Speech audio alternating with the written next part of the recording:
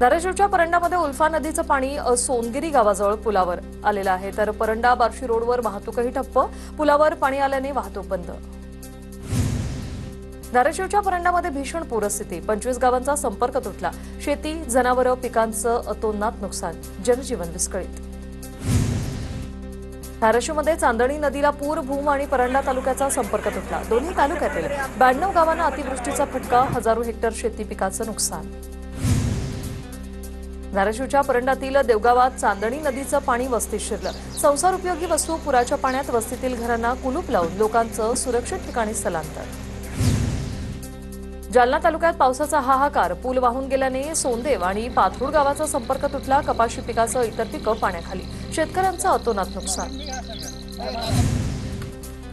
जालन्याच्या अंबड तालुक्यातील नालेवाडी परिसरात जोरदार पाऊस. नालेवाडी गावच्या झोपडपट्टीला पाण्याचा वेढा, तर घरात पाणी शिरल्यानं संसार उपयोगी साहित्याचंही मोठ्या प्रमाणात नुकसान. अक्कलकोट तालुक्यातील दक्षिण भागाला पावसाने झोडपलं. बोरी नदीला आलेल्या पुरामुळे शेती पिकाचं मोठ्या प्रमाणात नुकसान. संगोगी, रुद्धेवाडी, आंदेवाडी या गावांना पुराचा वेढा.